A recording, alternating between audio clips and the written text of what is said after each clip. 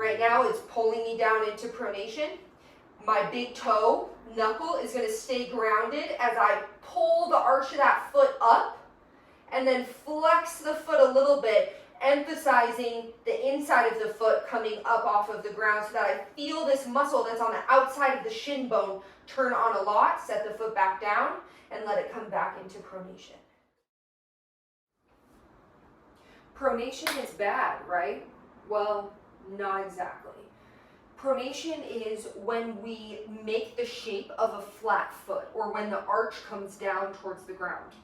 And although it is bad when you're resting in pronation for stability, or you're sinking into it all the time without stabilization of other tissues, it does cause knee and hip issues, which is why we hear people talking about it all the time.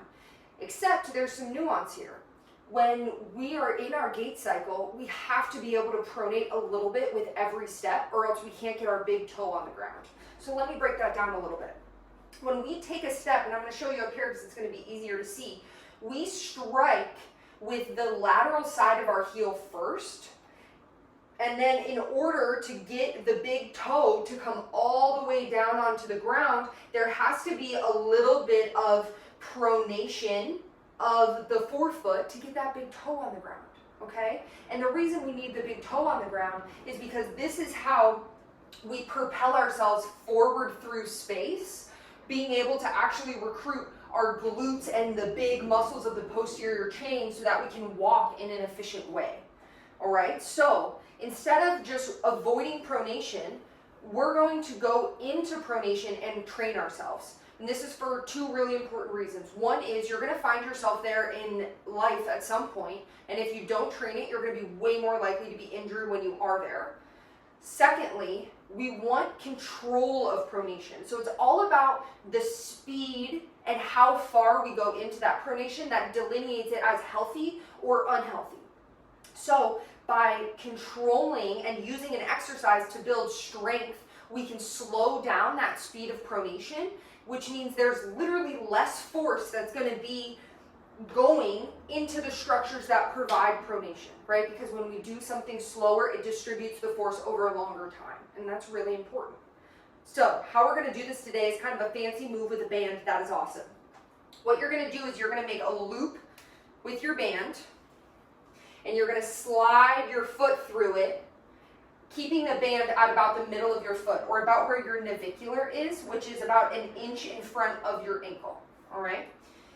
You're going to put that down onto a surface, and then you're going to step on this band with your other foot and pull that band through so that you get a nice amount of tightness. And now this is going to be a little bit of trial and error in your own body of how tight you need it, so that there can be enough stimulus for it to get stronger, but it's not so tight that you can't control it, okay? So you're going to play with finding that right tension for you.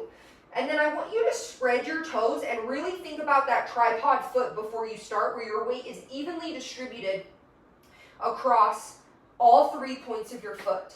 Now we're going to play with that and kind of mess it up on purpose right now in a slow and controlled way.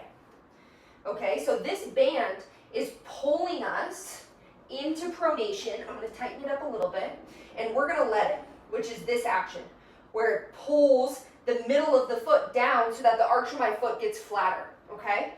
And then from that place, what I'm going to do is the opposite. I'm going to pull myself out of that position by lifting the arch of the foot up off the ground, which means I roll to the lateral side of the foot a little bit, but my big toe the big toe knuckle is still down. And you're going to feel the whole arch of the foot light up when you do that. And then you're also going to continue that motion and flex at the ankle, lifting the whole foot up off the ground, engaging tibialis anterior, this muscle on the front of your shin.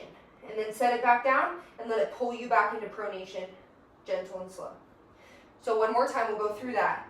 Right now it's pulling me down into pronation.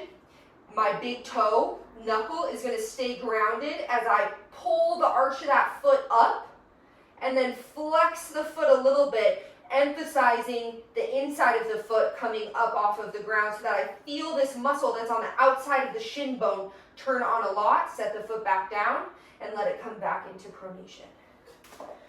All right, so this is how we train pronation so that we can use it to help us instead of just saying pronation is bad and trying to avoid something that we actually need to use in every step that we take.